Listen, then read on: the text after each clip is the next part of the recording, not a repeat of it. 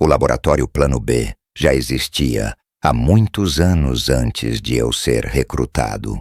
Porém, o início do experimento Buraco Cinza e os primeiros testes ainda permanecem um mistério.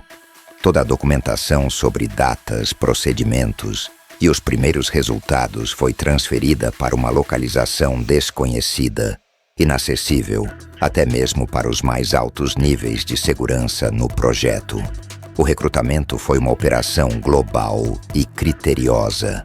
Cientistas militares, acadêmicos e jovens promissores foram selecionados de diversas partes do mundo. Entretanto, havia regras específicas.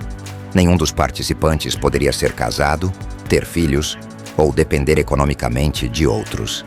A responsabilidade que assumiriam era enorme e o risco de abandonar tudo era alto. Para aliviar esse peso, os familiares de cada recruta receberam um bônus mensal generoso, mas isso apenas se aceitassem as condições rigorosas. Para eles, o experimento era apresentado como um estudo avançado sobre as eras passadas, algo tão técnico e abstrato que poucos ousavam questionar os detalhes. A verdade, entretanto, só era revelada aos aprovados nos testes finais.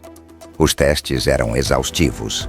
Envolviam avaliações de QI, lógica, memória e a capacidade de aprender idiomas modernos e antigos em velocidade recorde. Testes psicológicos mediam resiliência emocional, tomada de decisão sob extrema pressão e resistência ao estresse. Finalmente, os exames físicos desafiavam os limites de cada candidato, testando a capacidade de adaptação em ambientes hostis e inóspitos. Aproximadamente 30% dos candidatos falharam, eliminados antes mesmo de entrarem no treinamento. Os que avançaram, como eu, enfrentaram um rigoroso programa de preparação que durou 1 ano. Estávamos sendo moldados para algo que transcendia o imaginável, embora ninguém falasse abertamente sobre o verdadeiro propósito. Ao fim desse ciclo de treinamento, foi escolhido o primeiro voluntário para a missão inaugural. Ulrich, um jovem alemão de 22 anos, foi designado para viajar 104 milhões de anos no passado, até a era dos dinossauros. Apesar de toda a confiança demonstrada durante os treinamentos, ele não conseguiu esconder o nervosismo quando soube que estaria frente a frente com criaturas colossais que moldaram as histórias da Terra. A atmosfera daquela época, com níveis de oxigênio muito mais baixos, entre 10 e 15%, seria letal para qualquer humano sem suporte. Contudo, seu traje especial garantia autonomia suficiente para uma observação controlada no período Mesozoico. A tecnologia por trás da missão era complexa e fascinante. A Matriz, uma máquina monumental e futurista, era capaz de desintegrar e transportar partículas, reconstruindo o viajante no destino com precisão microscópica. Além disso, cada recruta carregava uma máquina portátil expansível que, em teoria, garantiria seu retorno seguro à Matriz. Quando Ulrich entrou na máquina, o silêncio no laboratório era absoluto. Ele foi desintegrado em segundos e enviado para o passado. Contudo, poucos minutos depois de sua partida, o monitor conectado ao traje emitiu uma notificação que gelou a todos. Ulrich havia morrido.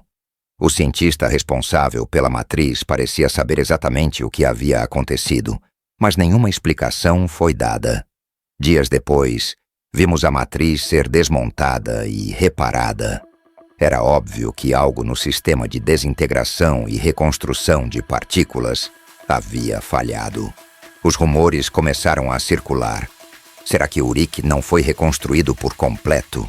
Ou será que ele foi reconstruído de forma incompatível com a realidade humana? As hipóteses eram inúmeras, mas as respostas inexistentes. Após os reparos, fomos informados de que falhas poderiam ocorrer, mas nunca pela mesma causa. Apesar dessa garantia, o impacto do fracasso era inegável. A missão precisava ser refeita, e dessa vez, seria eu. Preparei meu traje especial Ajustei minha máquina portátil e respirei fundo. O momento havia chegado. Passei pelos controles finais e entrei na matriz. Em segundos, fui tragado pelo abismo do impossível.